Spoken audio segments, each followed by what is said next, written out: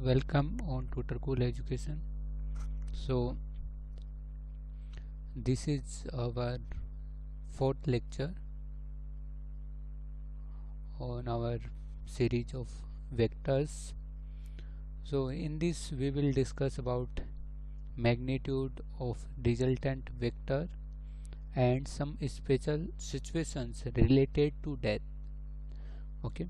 In the last lecture we discussed about the different laws of vector addition, just like triangle law of vector addition and the parallelogram law of vector addition and polygon law of vector addition.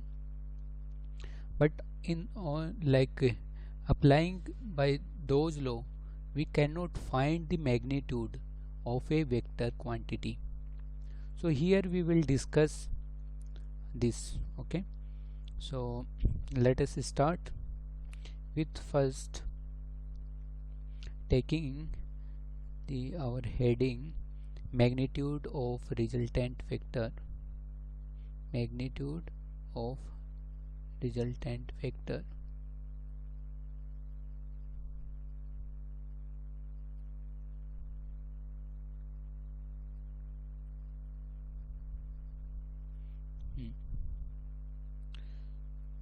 सो हम यहाँ पे एक situation लेंगे. Let's say कि अपने पास कोई vector A है and some another vector is vector B.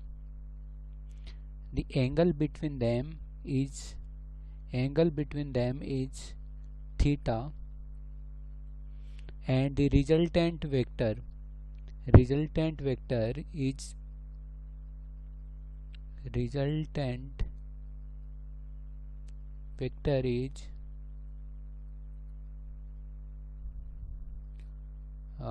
C, and it is given that magnitude of A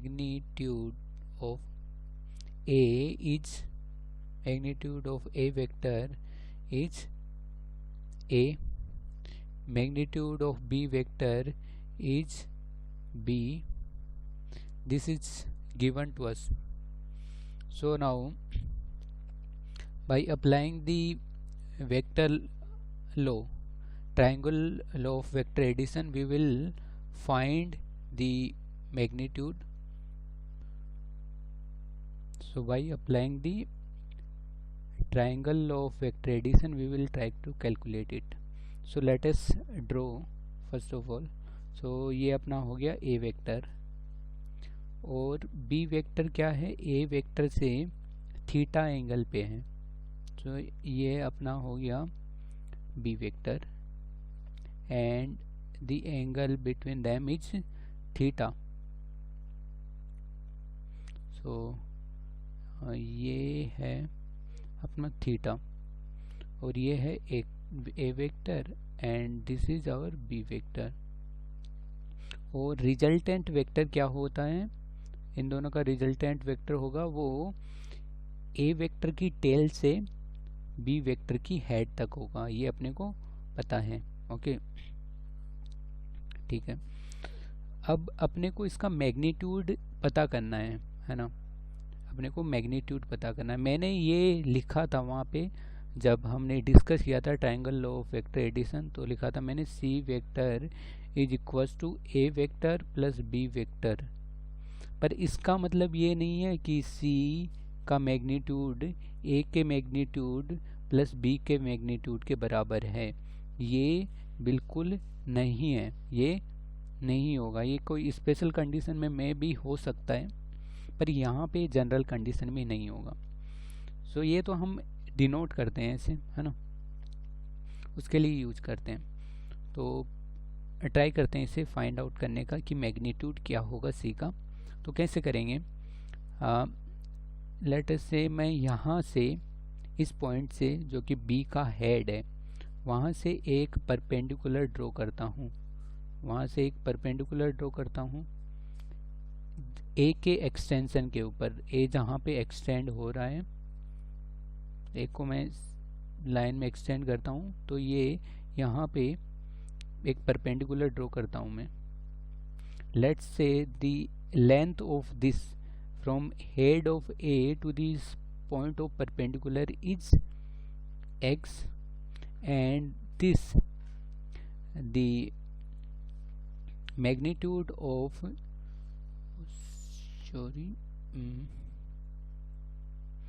magnitude of this or length of this perpendicular is y. Okay, so हम x और y का value find out कर लें तो फिर c का value find out कर सकते हैं. कैसे? क्योंकि अगर हम एक की टेल से यहाँ परपेंडिकुलर, लेट से इसको मैं बोल रहा हूँ a, इसको बोल रहा हूँ b और c, तो आप ट्राइंगल ABC में देखेंगे कि ये अपने पास एक ये हो गया अपना 90 डिग्री एंगल. तो इसलिए यहाँ पे हम c square is equal to this AB length का स्क्वायर प्लस BC लेंथ का स्क्वायर, उससे हम c का वैल्यू कैलकुलेट कर पाएंगे. तो इसके लिए अपने को x का वैल्यू और y का वैल्यू a, b और थीटा के टर्म्स में पता होना चाहिए. ठीक है, तो मेरे को पता है sine theta is equal to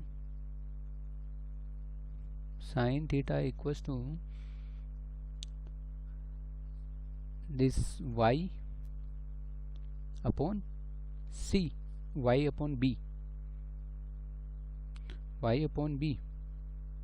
okay, ये फॉर्मूला है साइन थीटा का, तो वहाँ से हमने निकाला है. तो यहाँ से y क्या हो जाएगा? b sine theta. ओके, अब कोस थीटा क्या होगा? कोस थीटा होगा x अपॉन b. हम ये ट्राइंगल ले रहे हैं ABCD, तो हमने DCB ट्राइंगल से ये साइन थीटा और कोस थीटा निकाला है. तो यहाँ से x का वैल्यू क्या हो जाएगा? x का वैल्यू हो जाएगा b कोस थीटा. ओके, सो अब मेरे पास एक ट्राइंगल ABC बन गया जिसका एक कोण क्या है? इसका एक एंगल है मेरे पास 90 डिग्री. तो ये हो गया कुछ ऐसा. ये मैं इसे ड्रॉ कर देता हूँ.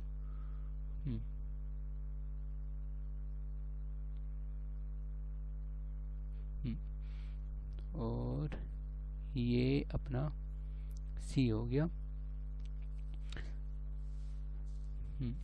ये हो गया अपना A पॉइंट, ये हो गया B पॉइंट और ये हो गया C पॉइंट. अब C वेक्टर होगा वो क्या होगा? ये लेंथ क्या होगी? A प्लस x, x का वैल्यू है b कोस थीटा. ओके, और जो y है ये वाला क्या होगा? y लेंथ, y ही होगा ना, क्योंकि हम c भी ले रहे हैं. तो ये क्या हो जाएगा? b sine theta. ओके, अब तो आप इजीली कैलकुलेट कर सकते हैं using Pythagoras theorem. So from there c, magnitude of c will be c under root of a plus b cos theta square plus b sine theta square. यहाँ से मैं क्या कर सकता हूँ? यहाँ से मैं स्क्वायर को ओपन करता हूँ, a plus B cos theta को, तो ये क्या हो जाएगा? a square plus b square cos square theta plus 2ab cos theta plus b sine theta square. Okay, ये अंडर रूट. तो यहाँ पे आ गया मेरे पास जो वैल्यू आएगा वो क्या आ जाएगा? देखो, b square cos square theta plus b square sine square theta. तो इन दोनों में मैं क्या करता हूँ? b स्क्वायर कॉमन ले लेता हूँ, sine square theta plus cos square theta. ये क्या हो जाएगा बच्चों? ये हो जाएगा 1. तो मैं इसे लिख सकता हूँ b स्क्वायर, है ना. तो ये मेरे पास आ गया फॉर्मूला सी का मैग्नीट्यूड का फॉर्मूला क्या आया, A square plus B square plus 2ab cos theta. Okay, so ये अपने पास आया एक कोई सी वेक्टर है जो कि a प्लस बी वेक्टर का एडिशन है, और a और b दोनों के बीच में एंगल थीटा है, तो जो मैग्नीट्यूड आएगा वो क्या आएगा, a square plus B square plus 2ab का होल अंडर रूट, ये आएगा c का मैग्नीट्यूड। ओके, सो ये आपको फॉर्मूला याद रखना है। जब कभी भी आपको कोई a और b वेक्टर दिए गए हों और c वेक्टर दोनों का जो एडिशन है वो पूछा हो, तो आप ये फॉर्मूला लगा के इजीली कैलकुलेट कर सकते हैं।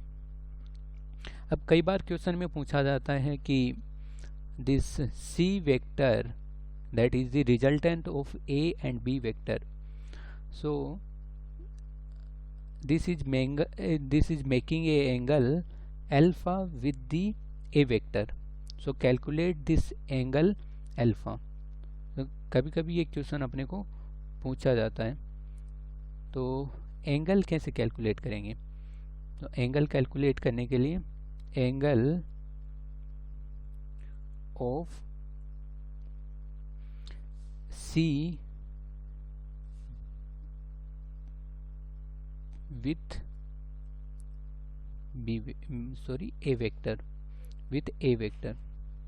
तो A वेक्टर अपने को पता है क्या है, A वेक्टर है ये नीचे वाला, ओके, और B वेक्टर है जो C वेक्टर है वो है ये।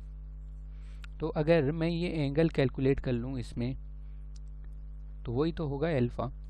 तो यहाँ से मैं लगा सकता हूँ फॉर्मूला, tan अल्फ़ा वाला फॉर्मूला लगा सकता हूँ। तो tan अल्फ़ा क्या हो जाएगा, tan alpha is equals to here,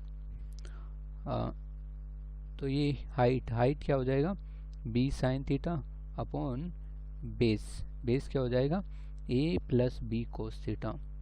तो ये एंगल हो गया, ये किसके साथ बन रहा है, ए के साथ बन रहा है। कभी कभी आपसे बी के साथ भी पूछा जा सकता है, तो आप इसी तरह कैलकुलेट कर सकते हैं। उस टाइम में क्या हो जाएगा, let's say tan beta calculate करना है, बीटा बन रहा है किसके साथ, जो एक सी वेक्टर जो कि रिजल्टेंट वेक्टर है ए और बी का, उसका बी के साथ, है ना। तो वो हो जाएगा a plus B cos theta upon B sine theta. कैसे हो जाएगा, हम अब की बार जो बीटा होगा वो यही तो होगा, इसमें से हम क्या करेंगे, ये है अपने पास थीटा, तो ये 90 माइनस थीटा हो जाएगा। तो जो बीटा आएगा उसमें अगर हम 90 माइनस थीटा क्या कर देंगे, सबस्ट्रैक्ट कर देंगे, तो एंगल आ जाएगा किसके साथ, सी का बी के साथ। तो ऐसे आप वो कैलकुलेट कर सकते हैं। ये tan बीटा होगा वो परपेंडिकुलर के साथ एंगल है, ये बीटा एंगल है वो परपेंडिकुलर के साथ है। अगर इसमें आप 90 माइनस थीटा सबस्ट्रैक्ट कर देते हैं तो किसके साथ आ जाएगा, जो एक के बी के साथ एंगल है रिजल्टेंट सी का। अब आइए इसमें कुछ स्पेशल सिचुएशंस देख लेते हैं, है ना, जो जनरली अपने को क्वेश्चंस फास्ट करवा देती हैं, है ना। तो सम स्पेशल सिचुएशंस,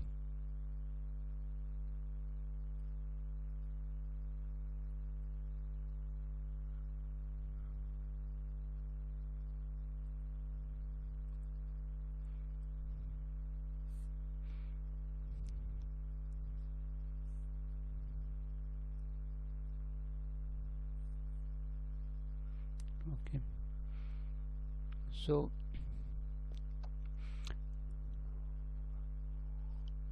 अपने को पता है क्या, C vector is equals to A vector plus B vector. Okay, theta angle है ए और बी के बिटवीन में, A and B, A vector and B vector. So first special situation, take that theta is equals to 0। Theta जब 0 है तो C vector क्या होगा। अपने को उस टाइम में क्वेश्चन में जाने की ज़रूरत, मतलब फॉर्मूला लगाने की ज़रूरत नहीं है, हम डायरेक्टली भी बता सकते हैं। कैसे? देखिए मेरे पास है ये कोई एक वेक्टर ए, और जो बी वेक्टर है उसका ए वेक्टर के साथ एंगल है वो 0 है। इट मीन्स दोनों का लाइन ऑफ एक्शन क्या है, सेम है। तो मैं बी वेक्टर को भी ऐसे ही लिख सकता हूँ। तो ये मेरा हो गया ए वेक्टर और ये मेरा हो गया B vector.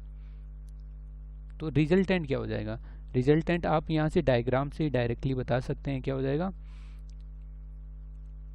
C vector will be A vector plus B vector, और जो मैग्नीट्यूड होगा वो भी क्या होगा, magnitude of C is equal to magnitude of A plus magnitude of B. अगर हम फॉर्मूला में पुट करते हैं तो क्या सही आता है क्या, चेक करते हैं आइए। तो फॉर्मूला क्या था, फॉर्मूला था मेरे पास जो मैग्नीट्यूड होगा वो क्या होगा, under root of A square plus B square plus 2ab cos theta. Okay, यहाँ पे थीटा क्या हो गया, 0, यानी कोस थीटा कोस 0, कोस 0 का वैल्यू क्या हो गया, कोस 0 1 हो गया। तो यहाँ पे मैं लिख सकता हूँ सी का मैग्नीट्यूड क्या हो गया, under root of A square plus B square plus 2ab। तो इससे मैं क्या लिख सकता हूँ, a प्लस बी का होल स्क्वायर, तो स्क्वायर से अंडर रूट कट गया तो क्या आ गया, a मैग्नीट्यूड प्लस b का मैग्नीट्यूड। ओके, तो या आप फॉर्मूले से भी डायरेक्टली बता सकते हैं, ग्राफिकल वे से भी आप डायरेक्टली बता सकते हैं, और आपको ये जनरल सिचुएशन पता भी होनी चाहिए कि जब थीटा इक्वल्स टू 0 है तो डायरेक्टली ऐड कर दीजिए मैग्नीट्यूड को, तो जो रिजल्टेंट मैग्नीट्यूड है वो दोनों वेक्टर्स का आ जाएगा। ओके, अब सेकंड सिचुएशन है जब थीटा क्या हो, 90 हो, theta is equals to 90 degree, theta 90 है, तो उस केस में क्या होगा। तो आइए इसे ड्रॉ कर लेते हैं कैसा हो, है ना। ये है मेरे पास ए वेक्टर और ये है बी वेक्टर। बी वेक्टर क्या है, ए वेक्टर के परपेंडिकुलर है, तो ये हो गया मेरे पास सी वेक्टर। अब देखने से तो पता लग जा रहा है डायरेक्टली कि एक राइट एंगल ट्राइंगल बन गया है, तो डायरेक्टली जो मैग्नीट्यूड आएगा वो क्या आएगा, वो आ जाएगा under root of A square plus B square. ये तो देखने से भी पता लग जा रहा है। ओके, तो आप चाहें तो इस फॉर्मूला में भी रख के वेरीफाई कर सकते हैं। फॉर्मूला में रखेंगे तो कोस 90 क्या हो जाएगा, 0 हो जाएगा, तो ये पूरा term 2ab plus cos theta, यहाँ वाला टर्म ये 0 हो जाएगा, तो A square plus B square ही बचेगा। इसलिए जो मैग्नीट्यूड आएगा वो क्या आएगा, under root of A square plus B square. Okay, theta is equals to 180 हो, थर्ड कंडीशन है थीटा इज इक्वल्स टू 180, यानी वेक्टर्स क्या हैं, अपोजिट में हैं। अगर मैं इसे ड्रॉ करूं तो कुछ ऐसा है, ये है मेरे पास लेट से एक वेक्टर ए और ये है मेरे पास एक वेक्टर बी, दोनों क्या हैं, एक दूसरे के अपोजिट हैं। मैं इसे इसी के ऊपर ड्रॉ करता हूँ इसे। तो रिजल्टेंट वेक्टर क्या होगा, ये हो गया मेरे पास ए वेक्टर और ये है मेरा B vector. So the resultant vector will be this much only, है ना, यहाँ से यहाँ तक का जो हो जाएगा सी वेक्टर। तो देखने से तो पता लग रहा है कि सी का मैग्नीट्यूड होगा वो क्या होगा, ए का मैग्नीट्यूड माइनस बी का मैग्नीट्यूड, या अगर बी बड़ा है तो बी का मैग्नीट्यूड माइनस ए का मैग्नीट्यूड, और डायरेक्शन क्या हो जाएगी, जो बड़ा है उसके डायरेक्शन में इसकी जो वेक्टर की डायरेक्शन हो जाएगी। अगर मैं फॉर्मूले में रखता हूँ तो क्या होगा, फॉर्मूले में कोस 180 आएगा, है ना, थीटा की जगह कोस 180, और कोस 180 का वैल्यू क्या होता है, -1 होता है। तो इसलिए जो मैग्नीट्यूड आएगा वो क्या आ जाएगा, A square plus B square minus 2ab आ जाएगा। तो यहाँ से जो सी का आएगा वैल्यू वो आएगा ए माइनस बी का होल स्क्वायर का अंडर रूट, तो क्या हो जाएगा ए वेक्टर ए का मैग्नीट्यूड और बी का माइनस बी का मैग्नीट्यूड, इस तरह सी का वैल्यू आ जाएगा।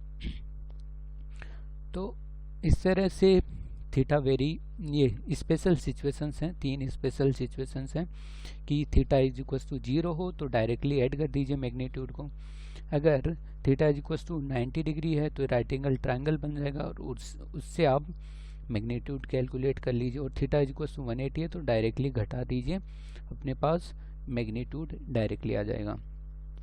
अब इस तरह आप एक स्पेशल चीज़ यहाँ से और निकाल सकते हैं, some special point, that is C का जो मैग्नीट्यूड होगा वो क्या होगा, एक रेंज होगी उसकी, वो रेंज क्या होगी, मैक्सिमम होगा ए वेक्टर प्लस बी वेक्टर और मिनिमम होगा वो क्या होगा, ए वेक्टर का मैग्नीट्यूड माइनस बी वेक्टर का मैग्नीट्यूड। ये मिनिमम होगा और ये मैक्सिमम होगा। ये सिचुएशन है। ये आप चाहे तो अलग अलग थीटा देख के वेरीफाई भी कर सकते हैं, है ना, या समझ भी सकते हैं इसे। जैसे मैं यहाँ पे लेट्स से कि फोर्स लगा रहा हूँ 5 न्यूटन का, इधर मैं इधर ही डायरेक्शन में एक और लगा देता हूँ 3 न्यूटन का, तो टोटल कितना हो गया, टोटल तो 8 न्यूटन हो गया ना, ये मैक्सिमम है। अगर मैं 3 न्यूटन और किधर डायरेक्शन में लगाता हूँ तो 8 न्यूटन से फोर्स कम ही आएगा, ठीक है। अब मैं क्या करता हूँ, अगर 3 न्यूटन अपोजिट में लगा देता हूँ, जैसे 5 न्यूटन इधर है और 3 न्यूटन इधर लगा दिया मैं फोर्स, तो क्या हो जाएगा, यहाँ पे 5 माइनस 3 यानी 2 न्यूटन आ जाएगा मेरे पास मैग्नीट्यूड। ये मिनिमम है, इससे आप कम नहीं कर सकते। अगर इससे कम, इससे अलग थीटा पे लगाएंगे तो कम होगा, पर इतना कम नहीं होगा ये फोर्स। सो इस तरह हम यहाँ से पता कर सकते हैं जो मैग्नीट्यूड आएगा सी का, उसकी एक रेंज होगी और वो रेंज होगी ए प्लस बी वेक्टर, ए का मैग्नीट्यूड प्लस बी का मैग्नीट्यूड, और मिनिमम क्या होगी, ए का मैग्नीट्यूड माइनस बी का मैग्नीट्यूड, या फिर बी का मैग्नीट्यूड माइनस ए का मैग्नीट्यूड, है ना। ये कुछ स्पेशल सिचुएशन है। अब एक और है कि जो एंगल है, ये तो हो गई मैग्नीट्यूड की बात, सेकंड है एंगल की बात। ये है अपना ए वेक्टर, और यहाँ पे हम पैरेललोग्राम लो से देखते हैं एंगल को थोड़ा, तो ये अपना हो गया बी वेक्टर, और रिजल्टेंट क्या होता है, रिजल्टेंट ये हो गया अपना जो भी डायगोनल है वो क्या हो जाता है, रिजल्टेंट वेक्टर हो जाता है। ये आपने पैरेललोग्राम लो में पढ़ा होगा। सो थीटा ए और बी के बीच में जो भी एंगल है वो हो गया, अल्फा हो गया सी जो कि रिजल्टेंट वेक्टर है और ए के बीच में एंगल, और बीटा हो गया जो रिजल्टेंट वेक्टर सी है और बी के बीच में एंगल। सो कंडीशन है, फर्स्ट कंडीशन है कि इफ ए का magnitude is equal to B का मैग्नीट्यूड, तो ए के मैग्नीट्यूड और बी का मैग्नीट्यूड बराबर है तो अल्फा आएगा वो क्या आएगा अपने पास थीटा बाई 2, और वो बीटा के बराबर ही होगा। ये आपको याद रखना है, और इसे आप चाहें तो वेरीफाई भी कर सकते हैं। अपनी जो tan अल्फा वाला फॉर्मूला है वहाँ पे रखिए, tan अल्फा रखेंगे वहाँ पे तो आएगा a plus B cos theta upon B sine theta, कुछ ऐसे करके अपना फॉर्मूला बनेगा, वहाँ पे रखेंगे तो ये सिचुएशन अपने पास आ जाएगी कि अल्फा और बीटा दोनों बराबर होंगे और थीटा बाई 2 होगा, यानी बिटवीन से निकलेगा। आप जनरल अंडरस्टैंडिंग से भी समझ सकते हैं कि ये मान लीजिए 5 न्यूटन है और ये इधर 5 न्यूटन है, तो रिजल्टेंट लगेगा वो दोनों के बीच में लगेगा, है ना। दूसरा कंडीशन है कि जो ए का मैग्नीट्यूड है that is greater than B का मैग्नीट्यूड, तो इसमें होगा क्या, इसमें जो सी होगा वो कुछ रिजल्टेंट इधर आ जाएगा, है ना, इधर आ जाएगा, और डायगोनल यानी ये अल्फा कम हो जाएगा, तो alpha will be less than beta, third condition है जब ए का मैग्नीट्यूड है लेस देन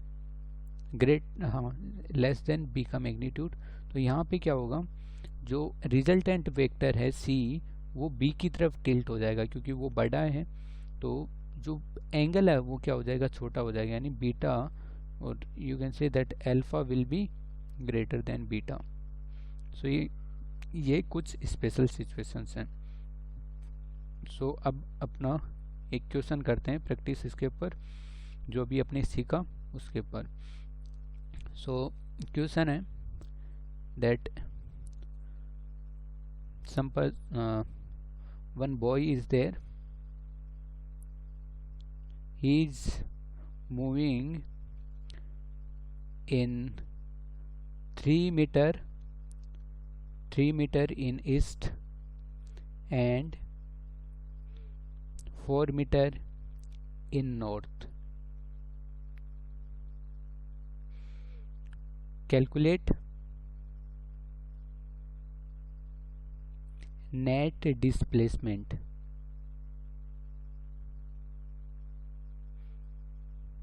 बहुत इजी क्वेश्चन है, फॉर्मूला बेस्ड है। ड्रॉ करिए और कैलकुलेट करने का कोशिश करिए इसे। सो होप आपने ट्राई किया होगा।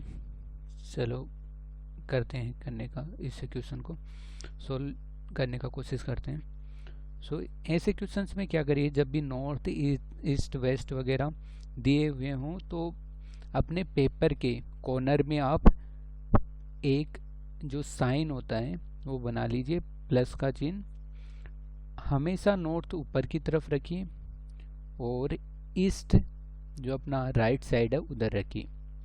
तो इधर नॉर्थ है तो इधर क्या हो जाएगा, साउथ हो जाएगा, और इधर ईस्ट है तो इधर वेस्ट हो जाएगा। ये कोई भी ये जनरल नोटेशन है। जैसे मान लीजिए आप जो भी ये मैप्स हैं वो देखते हैं तो वहाँ पे ऊपर आपको ये चिन्ह दिखाई देता है, नॉर्थ ऊपर की तरफ लिखा रहता है। सो ऐसे ही हम इसे सोल्व करते हैं और इजी भी रहता है अपने लिए सोल्व करना। सो इसमें अपने को दिया गया है कि 3 मीटर ईस्ट की तरफ चला, तो कुछ ऐसा चला होगा वो। उसके बाद में वो चला 4 मीटर नॉर्थ की तरफ, यानी ऊपर की तरफ 4 मीटर, इसी पॉइंट से। अब आपको तो ये तो पता ही है कि ईस्ट और नॉर्थ के बीच में एंगल कितना होता है, कितना होगा, ये होगा 90 डिग्री ना, परपेंडिकुलर है दोनों डायरेक्शन एक दूसरे के। सो ये हो गया 90 डिग्री, ये है 3 मीटर, ये है 4 मीटर। आपको डायरेक्टली मैग्नीट्यूड कैलकुलेट करना है, that will be the vector addition of 3 metre plus 4 meter, so that will be a square under root of a square यानी 3 square plus 4 square। तो यहाँ से क्या आ जाएगा 25 अंडर रूट, तो that will be 5 metre. So net displacement कितना होगा 5 मीटर। अब इसमें आपको यहाँ पे एंगल भी पूछ सकता है, तो आप एंगल भी कैलकुलेट कर सकते हैं। तो एंगल आएगा अपने पास शायद 53 डिग्री आएगा ये वाला एंगल, किसके साथ, ईस्ट के साथ। और अगर नॉर्थ से पूछ ले तो नॉर्थ से कितना आएगा 37 डिग्री आएगा। ओके, सो ये अपना क्वेश्चन हो गया। सो आज हमने डिस्कस किया है किसके बारे में, जो मैग्नीट्यूड ऑफ रिजल्टेंट वेक्टर है वो कैसे कैलकुलेट करते हैं। ये थोड़ा डेरिवेशन आप देख लेना कि कैसे किया है, तो जो फॉर्मूला है वो भी याद रख लेना। फॉर्मूला क्या होगा, c is equals to under root of a square plus B square plus 2ab cos theta. कुछ उसके बाद में स्पेशल सिचुएशंस देखी थी जहाँ पे थीटा 0 होता है तो c is equals to a plus B हो जाएगा, थीटा इज इक्वल्स टू 90 है तो c is equals to under root of a square plus B square हो जाएगा, थीटा इज इक्वल्स टू 180 है तो c a vector minus b vector हो जाएगा। उसके बाद में हमने एंगल के लिए सिचुएशन देखी थी कि एंगल अगर मैग्नीट्यूड बराबर तो एंगल क्या होंगे, बराबर होंगे। अगर मैग्नीट्यूड किसी का कम है तो उधर वो ज़्यादा एंगल रहेगा, है ना, जिधर मैग्नीट्यूड ज़्यादा उधर टिल्ट हो जाएगा रिजल्टेंट वेक्टर। उसके बाद में हमने एक क्वेश्चन किया है। तो thank you very much. Hope हम नेक्स्ट में अपने नेक्स्ट लेक्चर में हम आगे का कवर करेंगे। If you have any doubt you can comment. Thank you.